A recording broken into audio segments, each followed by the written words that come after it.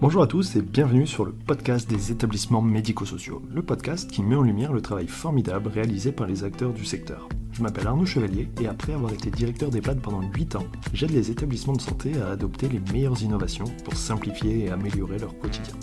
J'ai créé ce podcast pour partager les belles expériences portées par des gens passionnés.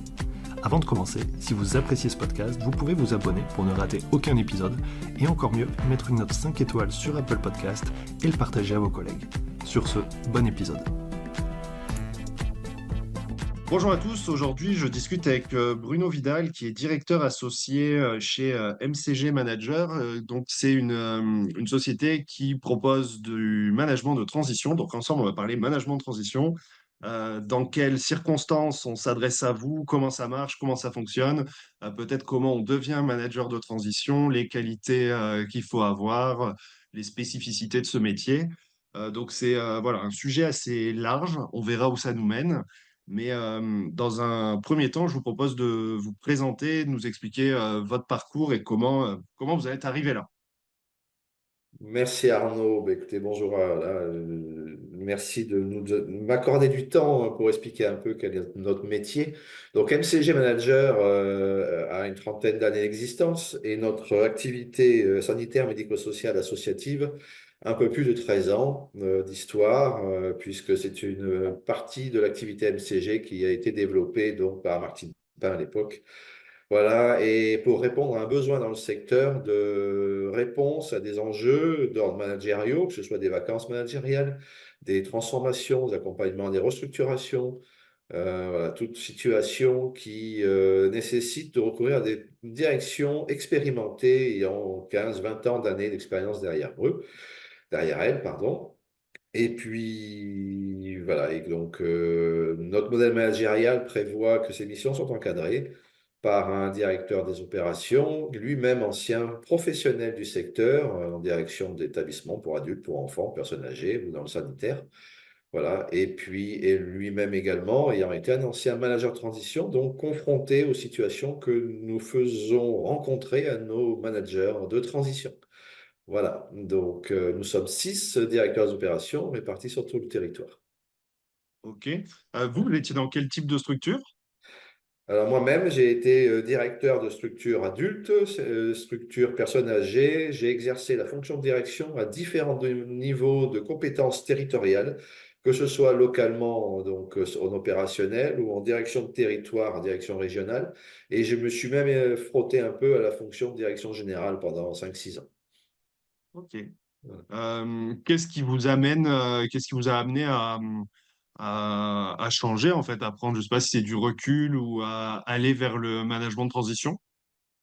Alors, bah, comme beaucoup de directions, parfois on s'interroge sur peut-être le sens de notre action au quotidien. Et à une époque, j'ai trouvé dans le management de transition une façon de m'exprimer différemment, d'apporter une expertise dans des environnements complexes au profit d'équipes qui étaient en souffrance. Et j'ai senti que j'avais une réelle valeur ajoutée à apporter. J'ai fait moi-même 8 missions avant de devenir directeur des opérations et puis directeur associé chez MCG. J'ai fait 8 missions et donc pris en main différents environnements, différentes équipes. Et les missions de management de transition pour les directeurs qui sont donc, bien évidemment, qui ont un parcours qui les autorise, je dirais, en termes de compétences à intégrer des missions de management de transition, des missions, sont des expériences enrichissantes et nous permettent déjà de réinterroger ce qu'on a pu nous acquérir au cours de notre parcours et dans la façon dont on le restitue, ben, on requiert beaucoup de satisfaction. Et puis, comme on se frotte à différentes situations, à différents enjeux, ben, forcément que l'on progresse aussi à titre personnel. Ouais, bien sûr. Euh, alors, j'hésite par quoi enchaîner. Peut-être si on revient sur MCG Manager, vous vous adressez à quel type de structure médico-sociale? Est-ce que c'est plutôt des groupes, des grandes associations, des petits établissements? Est-ce que c'est varié? Qui Alors, s'adresse à vous?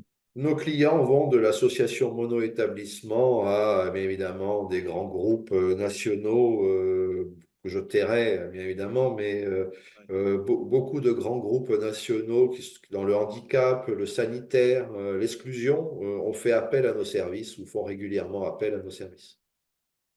Ok. Et en général, est-ce qu'on est plus sur, je sais pas, par exemple, une vacance ou une difficulté de recrutement ou peut-être une mission entre deux directions ou plutôt sur des situations peut-être plus critiques?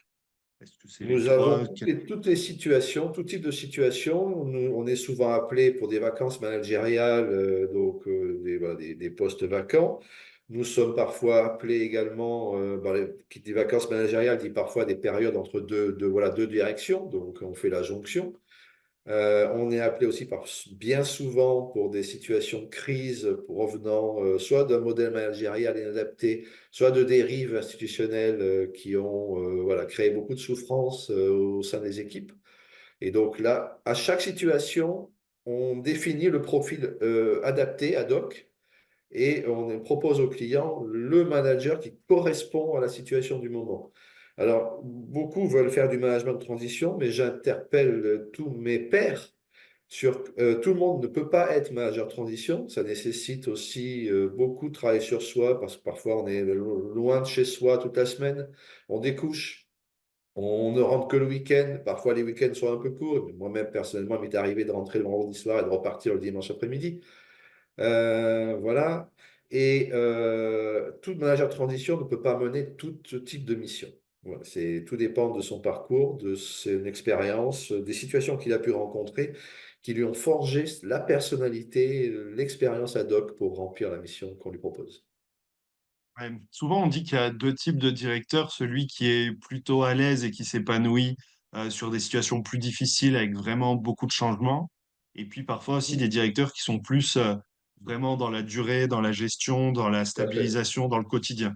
Tout à fait, Arnaud. Oui, oui, on a tous les types de managers. On a des managers qui, effectivement, savent conduire un établissement d'un point A à un point B euh, en travaillant le sens et la relation avec les équipes. Et il y a d'autres managers qui sont plus à l'aise dans le conflit, les tensions, les situations complexes. On a vraiment, c'est pour ça que je vous disais, tout manager de transition ne peut pas conduire tout type de mission. Ouais, c'est vraiment la dimension profil. Mm. Ça marche. Après, c'est vrai que oui, la notion de mobilité, tout ça, ça demande déjà en temps normal, l'équilibre vie pro, vie perso, c'est plutôt compliqué.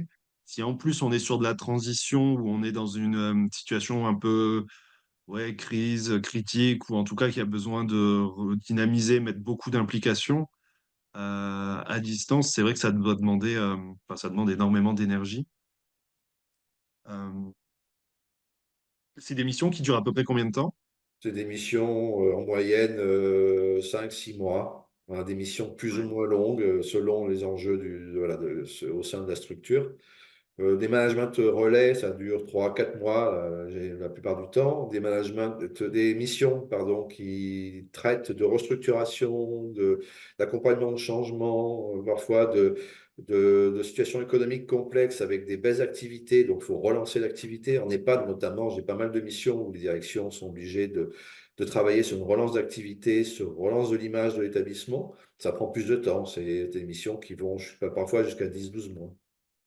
Ok. Et dans ce cas-là, est-ce que c'est conjointement avec un directeur en place, c'est possible, ou c'est vraiment parce qu'il n'y a pas de directeur et en attendant? Alors, on fait aussi des missions on ne va pas dire du coaching parce que c'est pas le bon terme, mais des missions d'accompagnement de direction en difficulté, je dirais de remise en selle. Voilà. Ouais. Donner aux directions les outils, redonner confiance en elles, leur redonner confiance en elles, pour façon à pouvoir reprendre en main l'établissement. C'est déjà arrivé, oui, effectivement. Euh, Et puis, qu'est-ce que je voulais vous dire d'autre? Bon, l'idée est partie, mais ça va revenir On dans va les champs, revenir. sûrement. Mais c'est vrai qu'on voit, il y a tellement, parfois, quand la situation se complique, une charge de travail qui est immense et qui amènerait quelqu'un à craquer. C'est vrai qu'avoir un relais, un peu comme un adjoint, mais un adjoint, on va dire, de haut niveau, qui va, pour lequel il n'y aura pas vraiment besoin de le former, en fait, et qui sera tout de suite opérationnel, ça peut être un moyen aussi voilà, d'éviter de s'épuiser, éviter, c'est vraiment la notion d'épuisement, et pouvoir relancer et aller plus loin, quoi. Un peu en binôme, ça peut être intéressant. Tout à fait. Et le manager de transition, lui, je ne veux pas dire qu'il est imperméable aux enjeux, mais il est moins sujet aux effets négatifs des enjeux. C'est-à-dire qu'il a le recul nécessaire, l'expérience nécessaire et la crédibilité suffisante souvent au regard des équipes pour pouvoir apporter de la réflexion et accompagner le changement. Beaucoup de managers de transition ont eu des expériences professionnelles compliquées et ils se sont, je dirais, réalisés au travers des missions. Ils ont retrouvé confiance en eux et cette capacité à retrouver confiance en soi au travers des missions et l'expertise qu'on peut apporter aux équipes, parce qu'en fait, ce qui nous motive, c'est de remettre du sens et de reprendre des équipes en main. Parfois, ben, ça permet aussi de remettre des directeurs en poste et de leur permettre voilà, de reprendre leur structure en main et de redonner confiance à l'organisation qui les a parfois fortement éprouvés. Ouais, bien sûr. Et je pensais à une situation aussi, vous me direz si ça vous, si ça arrive, si ça vous parle, mais régulièrement, je vois des directrices qui continuent de travailler pendant des congés maternité. Parce qu'elles se disent, bah ouais, mais il faut que je continue, on peut pas laisser ça, il y a la paye tous les mois, il y a des trucs, il y a des sujets. J'ai pas de relais, alors c'est surtout les mono-établissements, hein, parce que finalement, dans un groupe, il y a déjà un directeur régional, il peut y avoir les directeurs d'appui, les directeurs d'à côté, mais quand on est plus vraiment, enfin voilà, plus seul, est-ce que là, ça pourrait pas être aussi une bonne option? Ah oui, oui, tout à fait. Non, mais on a déjà fait des remplacements de congés maternité. Voilà, le management relais, en fait, a différentes origines. L'absence de vacances de poste, le directeur est parti, ou malheureusement, il y a eu des situations internes qui ont fait que l'organisme gestionnaire s'est séparé de ses services. Mais on a aussi remplacé pour des congés maternité et autres situations du même ordre, ou congés sabbatiques. Et Ouais, auquel cas, voilà, et auquel cas, c'est arrivé qu'on assure des missions de management de transition en lien ponctuel avec la direction en titre, de façon à déjà la sécuriser, la mettre en confiance, et pour pas, parce que parfois, les directeurs ont peur que un décalage se crée entre leur mode managérial et celui du manager de transition. Donc, il y a toute cette finesse et toute cette subtilité de la relation avec le manager qui est momentanément indisponible. Le manager de transition assure voilà, cette relation de confiance, ce lien avec les équipes et accompagne l'établissement.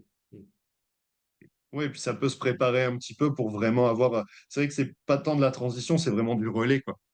Là, c'est vraiment du relais. Oui, oui. Bon, moi, je vais prendre un peu mon exemple pour pas citer ceux de mes collègues qui ont fait aussi des missions, mais moi, j'ai fait du management relais aussi où il fallait remettre un peu de sens juste et accompagner les équipes. J'ai également fait de la mission de transformation, restructuration, redressement économique. Bon, bah, ce sont des missions voilà, qui nécessitent des approches différentes. Mais dans tous les cas de figure, la confiance avec les équipes a permis de dépasser je dirais, les points de blocage. Ouais, bien sûr. Hmm. Ok. Alors, vous avez parlé de dérive managériale. J'ai vraiment envie de rebondir là-dessus. Est-ce que, sans bien sûr trahir, mais voilà, préciser, mais c'est quoi pour vous? Parce que moi, j'ai le sentiment d'en avoir pas mal vu. Et comment on gère ça? Comment on récupère? Comment on, déjà, Voilà, les dérives on l'identifie? managériales, bon, ben, pour parler très clairement, ce sont parfois des managements autoritaires, management autoritariste, management par la terreur. On a Ouais, malheureusement été amené à reprendre des équipes derrière ce type de management. Et ben, le manager de transition, il réinstaure une confiance et en fait, il essaye de redorer la fonction de direction. ouais. Voilà, parce que la fonction de direction a été mise à mal. Donc, il y a un gros travail autour de cette fonction de direction qui doit être à nouveau perçue comme une aide à la décision, une aide à l'organisation quotidienne.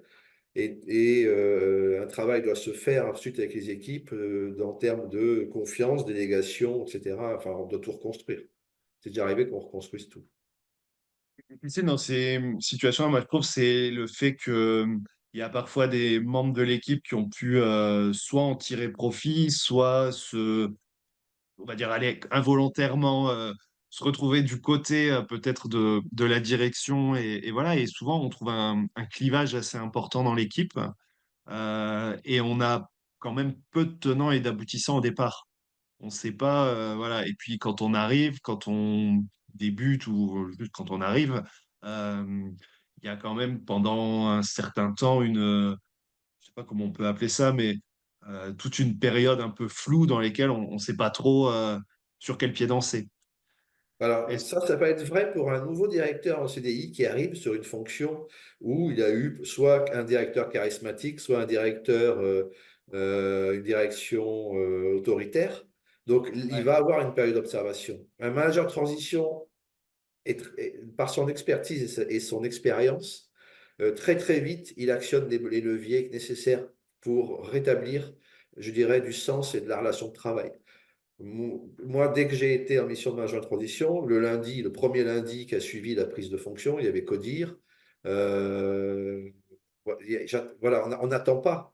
On met en place tout ce qu'on sait faire tout de suite pour que les équipes prennent tout de suite des repères et que la mise au travail soit assez rapide et immédiate. ok. Est-ce que vous accompagnez les managers de transition? Parce que c'est sûr il y a une forte notion de vécu là-dessus.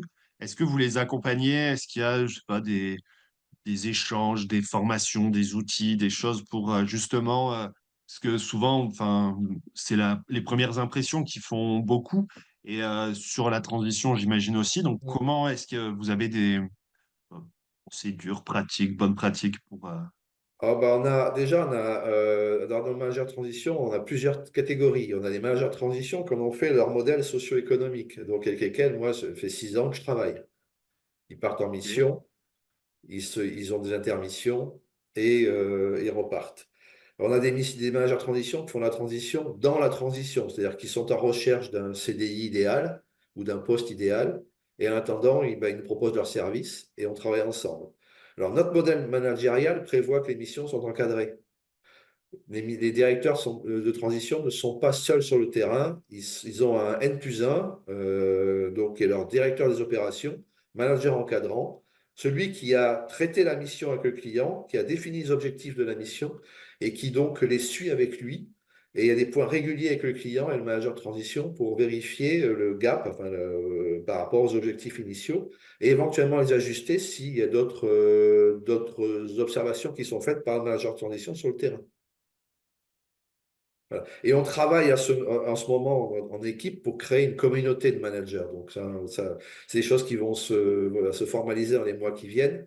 Mais annuellement, déjà, on a notre managers meeting où on réunit tous les managers qui ont été en mission dans l'année avec nous. Ils se rencontrent et ils partagent leurs expériences de mission. On a également une rencontre qu'on appelle les vendredis MCG, des rencontres thématiques autour de sujets. Alors, la prochaine visio aura lieu le 26 avril. Ça sera autour de la gouvernance, les enjeux autour de la gouvernance et les enjeux de la gouvernance, enfin l'impact des enjeux de la gouvernance sur le déroulé des missions. C'est important, voilà. Donc, c'est un partage d'expérience. Cette séance du 26 avril sera conjointement animée par de l'équipe, deux directeurs d'opération, un collaborateur à nous qui est plutôt, je l'appelle notre plutôt business partner, et des managers de transition.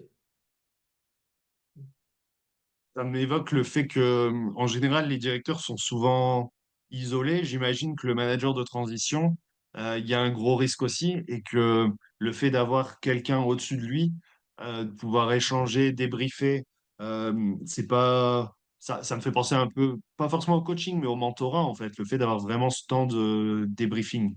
Oh, c'est oui une forme de c'est pas le tutorat, c'est pas du tutorat, c'est du mentorat si on veut. C'est alors Un j'ai peu eu de une la fois supervision, on pourrait appeler ça comme ça, hein. voilà j'ai eu une fois une mission où la direction de transition m'a contacté par rapport à des soucis internes de pilotage, enfin d'appréhension de la relation à l'autre. Bon, elle a utilisé le terme de coaching, elle m'a dit que j'avais bien coaché, mais en fait, on est là pour les aider à prendre de la distance, de prendre du recul, de la hauteur, à vider parfois leur ressenti de journée, et même parfois leur fournir des outils, voilà, de l'aide pour une réalisation optimale de la mission qui leur a été confiée, parce qu'on a notre, je dirais, notre objectif commun, la satisfaction de notre client. Ouais, bien sûr. Satisfaction client, et puis juste aussi le fait de faire avancer les choses. Je trouve que c'est super intéressant parce que c'est souvent quelque chose qui peut manquer même pour les directeurs au quotidien.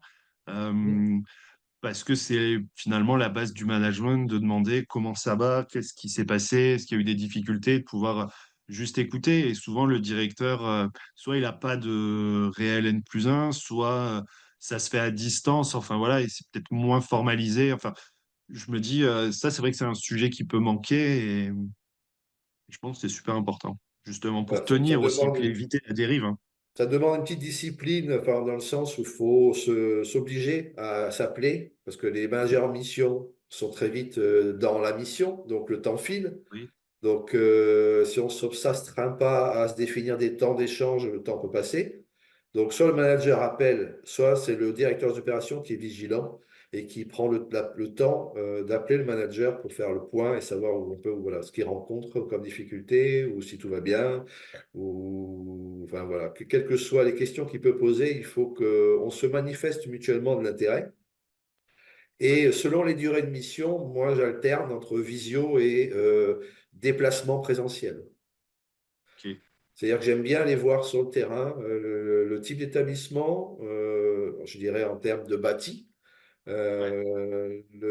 Et puis, quand on se déplace sur la structure avec le manager de transition, on perçoit des choses en tant qu'ancien professionnel. On va ressentir l'ambiance, Voilà, la on ressent dynamique, les l'ambiance. interactions. Voilà. Mm.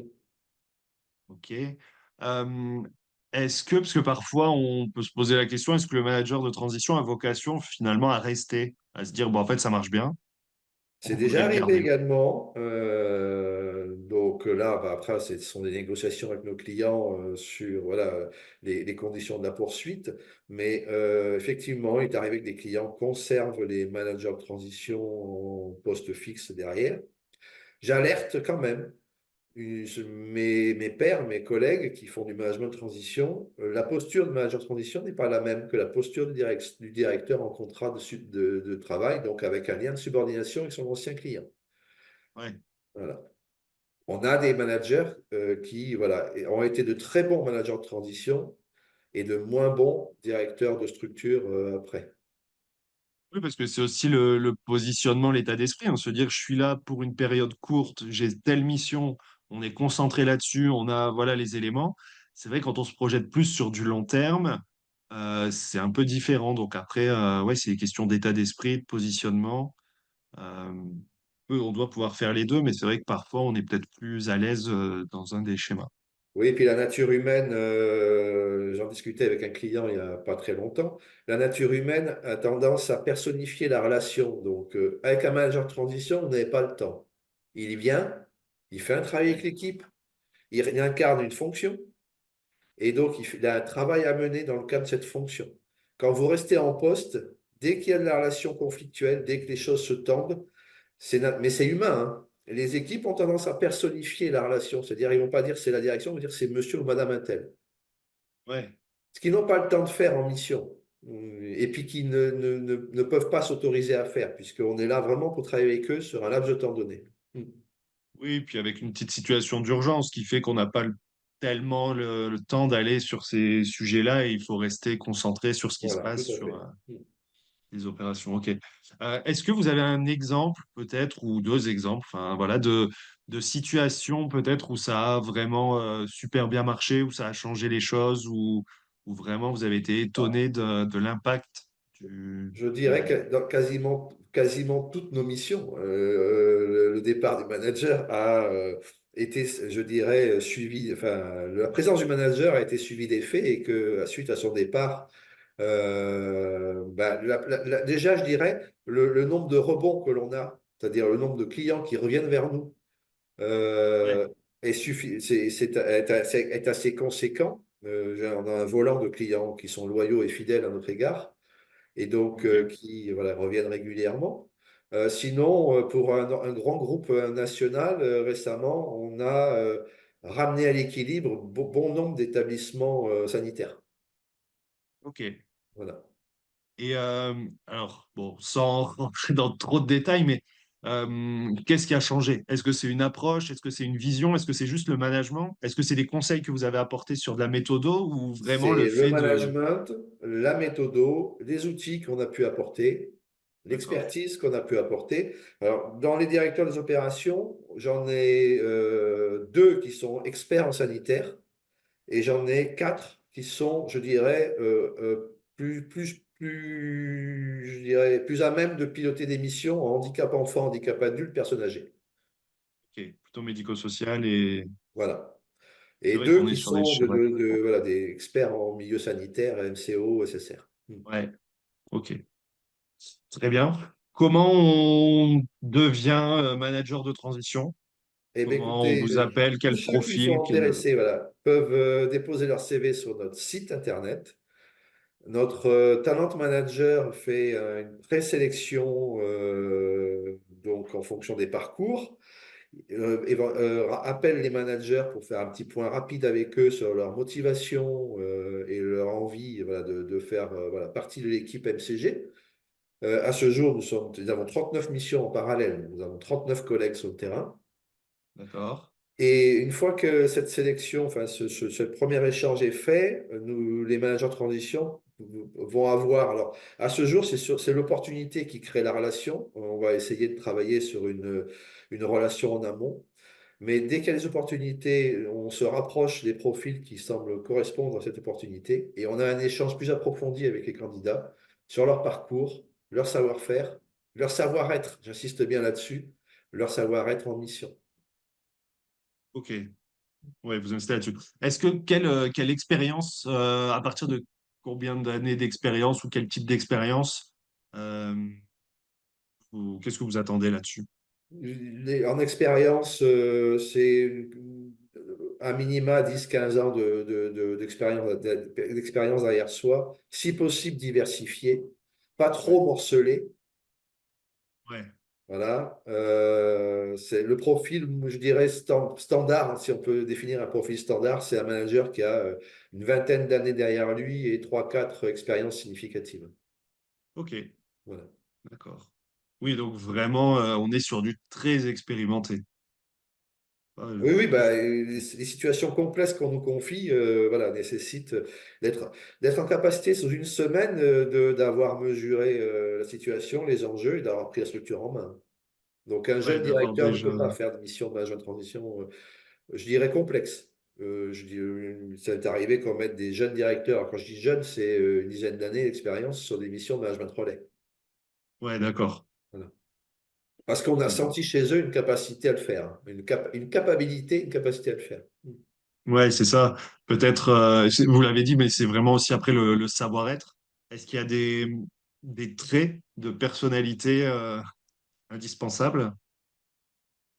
C'est difficile de donner voilà, une liste, mais résilience peut-être, et beaucoup de patience, et surtout beaucoup de respect envers l'équipe et les professionnels. La Ouais, ça, c'est reconnaissance du sûrement. travail accompli, voilà, quelle que soit la fonction dans la maison, enfin dans l'établissement. Voilà, pas d'a priori, pas de parti pris, neutralité. Euh, et le Ouais. souci d'amener l'équipe à se réaliser elle aussi. C'est marrant parce que ça revient un peu à une dimension bienveillance, Mais respect, écoute, alors, je dirais que c'est la empathie, qualité première, oui, du manager de transition. qui est importante dans ces métiers-là, encore plus secteur santé.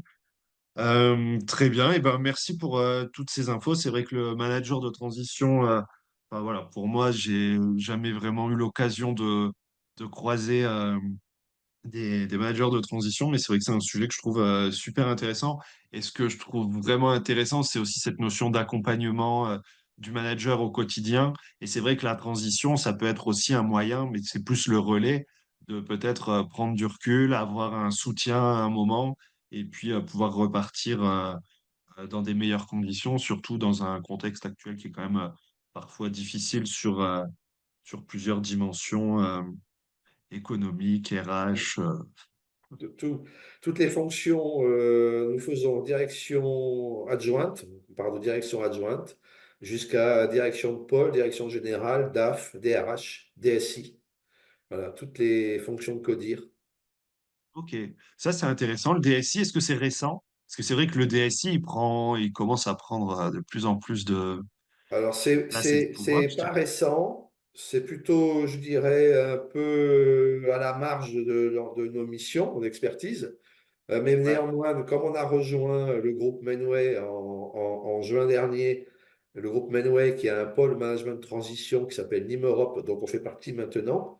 Au sein de cette entité NIM Europe, il y a un pôle DSI, donc Direction des systèmes d'information, et qui est en capacité de mener des missions complexes dans ce domaine d'expertise. Ça aussi, c'est un vrai sujet. Et là, encore des compétences humaines, mais On a aussi voilà, des techniques. compétences particulières et on est en cours actuellement, d'ailleurs, dans une grosse association nationale, en cours de traitement d'un dossier complexe autour de la gestion des systèmes d'information. Très bien. Eh ben, merci pour toutes ces infos et puis Merci à peut-être à vous, bientôt. Arnaud. À bientôt.